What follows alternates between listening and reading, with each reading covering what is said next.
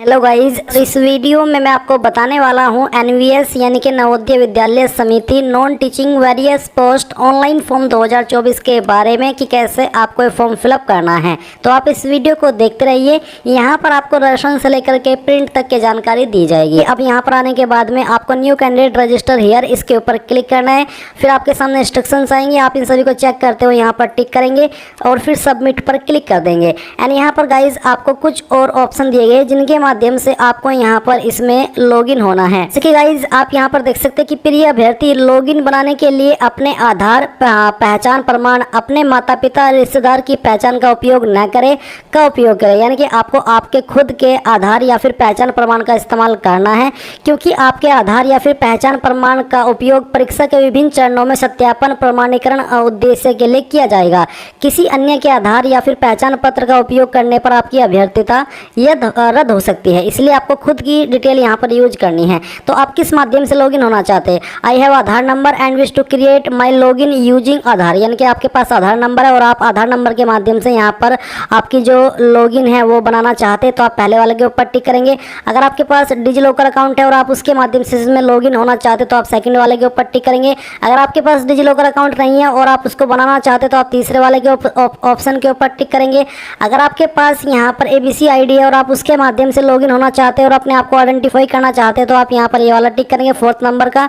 और अगर आपके पास एबीसी आईडी नहीं है और आप उसको क्रिएट करके अपनी आईडी को वेरीफाई करना चाहते हैं तो आप यहाँ पर फिफ्थ ऑप्शन टिक करेंगे।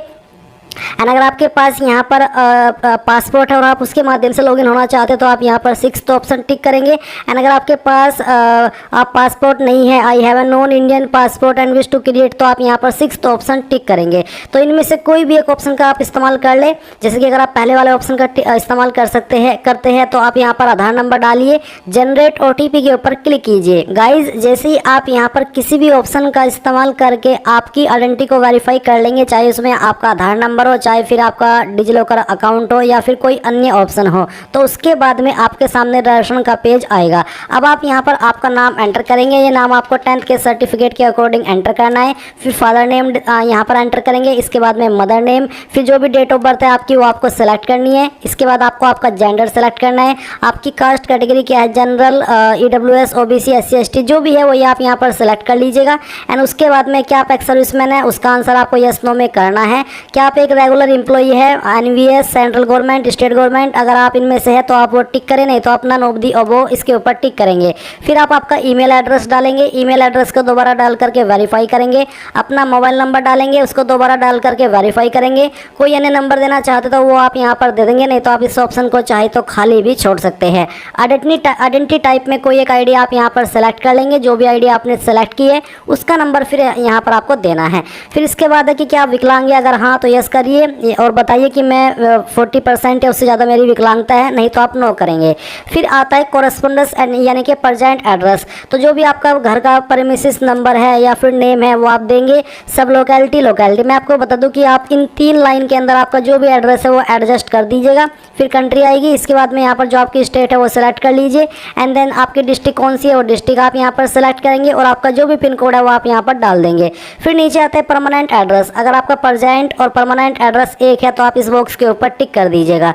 इसके बाद है पासवर्ड, तो आपको यहाँ पर एक पासवर्ड बनाना है। पासवर्ड आपका कैसा, उसका एग्जांपल आप यहाँ पर देख लीजिए। आपके पासवर्ड के अंदर इंग्लिश का कैपिटल लेटर कम से कम एक, स्मॉल लेटर कम से कम एक, ज़्यादा कितने भी रख सकते हैं, एक स्पेशल कैरेक्टर और साथ ही आपको डिजिट का इस्तेमाल करना है। तो कुछ इस तरह का पासवर्ड आप बना लेंगे एंड उस पासवर्ड को आप यहाँ पर दोबारा डाल करके वेरीफाई करेंगे। फिर एक सिक्योरिटी क्वेश्चन आपको यहाँ पर सेलेक्ट करना है और उसका आंसर आपको आपकी चॉइस के अकॉर्डिंग यहाँ पर देना है। फिर ये सिक्योरिटी पिन डालिए और फिर आई एग्री के ऊपर क्लिक करके सबमिट पर क्लिक कीजिए। अब गाइज आपने जो भी जानकारी भरी है उसका प्रीव्यू आपके सामने है, आप सभी जानकारी चेक कर ले और जब आपको लगे कि यहाँ सभी जानकारी सही है तो आप यहाँ पर इनके ऊपर टिक करेंगे। जिनके ऊपर टिक करने का मतलब है कि यहाँ आपने इन जानकारी को चेक कर लिया है और आपके अकॉर्डिंग सभी जानकारी सही है। फिर आप आई एग्री के ऊपर क्लिक करके सबमिट एंड सेंड OTP इसके ऊपर क्लिक करेंगे। अब गाइज आपकी ईमेल के ऊपर एक OTP गया होगा, वो OTP आप यहाँ पर डाल दीजिए और ये सिक्योरिटी पिन फिल करके आप सबमिट कर दीजिए। सबमिट करने के बाद आप देखेंगे कि your account has been verified, your application application number has been send to your email address, यानी कि आपको एप्लीकेशन नंबर आपकी ईमेल के ऊपर भेज दिया है। अभी आप यहाँ पर वो एप्लीकेशन नंबर डालिए और जो पासवर्ड अभी आपने बनाया वो आप यहाँ पर फिल कीजिए। इसके बाद में जो सिक्योरिटी पिन आपके सामने आ रहा है वो यहाँ पर डालिए और सबमिट करके इसमें लॉगिन हो जाइए। अब आपके सामने यहाँ पर आपका डैशबोर्ड आ जाएगा, जैसा कि आप यहाँ पर देख सकते हैं। अभी आपको फॉर्म को कंप्लीट करने से पहले आपका मोबाइल नंबर भी वेरीफाई करना है, तो आप मोबाइल वेरीफाई के ऊपर क्लिक कीजिए। नंबर आपके सामने आएगा, ये कैप्चा कोड यहाँ पर डालिए और जिसको डालने के बाद सेंड ओटीपी कीजिए एंड देन आपके नंबर के ऊपर भी एक ओटीपी जाएगा, वो ओटीपी यहाँ पर डाल दीजिए एंड ये कैप्चा कोड डालने के बाद में इसको भी वेरीफाई कर दीजिए। इसके बाद गाइज जैसे ही आपका ओटीपी वेरिफिकेशन हो जाए तो आपको यहाँ पर अप्लाई करना है, तो आप कंप्लीट एप्लीकेशन फॉर्म इसके ऊपर क्लिक करेंगे। इसके ऊपर क्लिक करने के बाद में यहाँ पर आपकी अप्लाई पोस्ट आती है, यानी कि किस किस पोस्ट पर आपको अप्लाई करना है। आप यहाँ पर एक से ज़्यादा पोस्ट पर भी अप्लाई कर सकते हैं अगर आप उसके लिए एलिजिबल है। जैसे कि मैंने यहाँ पर जैसे कि पोस्ट पर क्लिक किया तो इस पर अप्लाई करने के लिए क्या क्वालिफिकेशन चाहिए वो आपको यहाँ पर दिखाई दे रही है, तो आपके पास ये क्वालिफिकेशन होनी चाहिए। इसके अलावा अगर आप किसी और पोस्ट पर भी एलिजिबल अप्लाई करने के लिए तो वो भी आप यहाँ पर टिक कर सकते हैं। तो कहने का ये मतलब है कि आप एक से ज़्यादा पोस्ट पर अगर अप्लाई करना चाहे तो वो कर सकते हैं। तो आप यहाँ पर इस तरह से आपकी प्रेफरेंस दे दीजिएगा जितनी पोस्ट पर भी आपको अप्लाई करना है।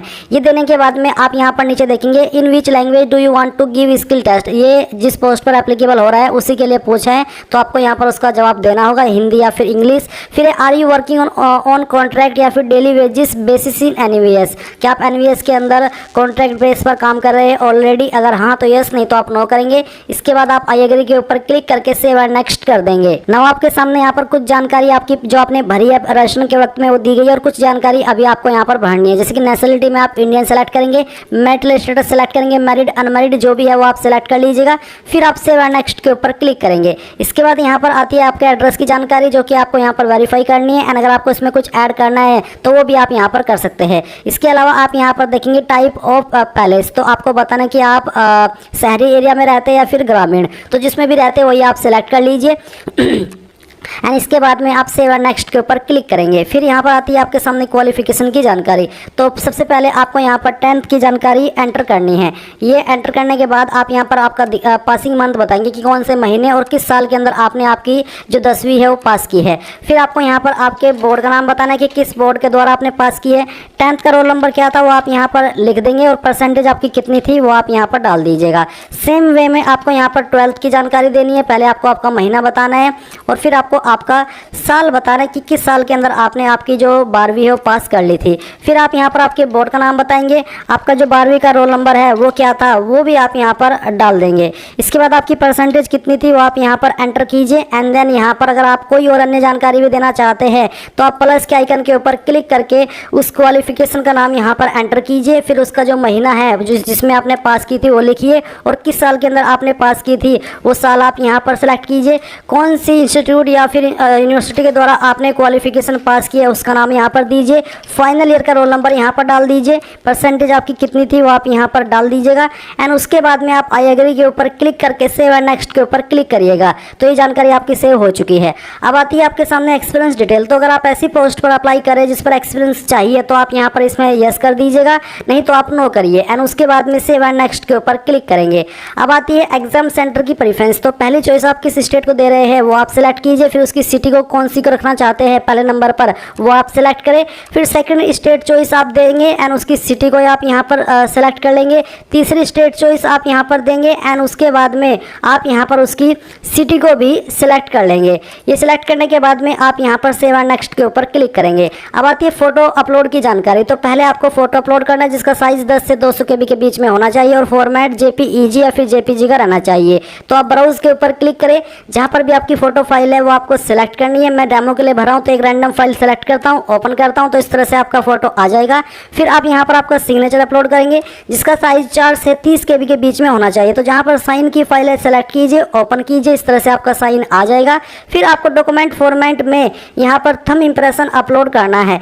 आपको यहाँ पर जो आपका राइट थंब इंप्रेशन है वो अपलोड कर देना है और यहाँ पर इसका फॉर्मेट भी आपका JPEG या फिर JPG का रखा है। तो आप ब्राउज के ऊपर क्लिक कीजिए एंड जहाँ पर भी थंब इम्प्रेशन है वो आप यहाँ पर सेलेक्ट कीजिए, ओपन कीजिए एंड उसके बाद में आपका थंब इम्प्रेशन आएगा एंड फिर आप सबमिट कर देंगे। अब आपके सामने यहाँ पर आपके फॉर्म का प्रीव्यू आ चुका है। आपने जितनी भी जानकारी भरी वो एक बार फिर से आप यहाँ पर चेक कर लें और जब आपको लगे कि सभी जानकारी सही है तो आप यहाँ पर इनको नीचे आकर के फाइनल सबमिट के ऊपर क्लिक करके फाइनल सबमिट कर देंगे। जैसे आप फाइनल सबमिट कर देंगे तो आप यहाँ पर फीस के लिए बढ़ेंगे और जैसे ही आप फीस जमा करेंगे तो तभी आप यहाँ पर अपने फॉर्म का फाइनल प्रिंट आउट ले पाएंगे। तो इस तरह से गाइज आप लोग NVS non teaching various post online form 2024 को भरेंगे। आई होप ये प्रोसेस आपको पसंद आया होगा। कोई सवाल डाउट रह गया हो तो आप कमेंट के माध्यम से पूछ लीजिएगा।